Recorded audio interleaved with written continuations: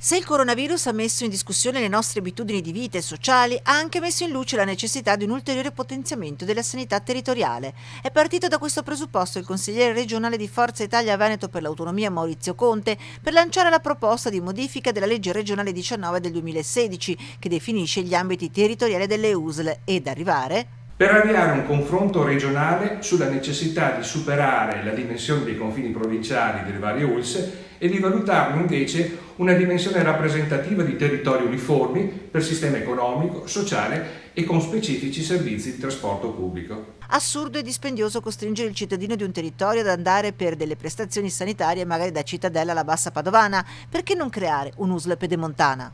L'ospedale di Cittadella con l'ospedale di Bassano e un'unica ULS possono diventare la dimostrazione che un territorio omogeneo a livello economico, geografico, sociale, con servizi territoriali funzionanti, possa ritrovare anche in ambito sociosanitario una dimensione consona alle aspettative di prevenzione e cura. Quando esisteva l'ULS 15 Alta Padovana, era considerata una dei migliori d'Italia.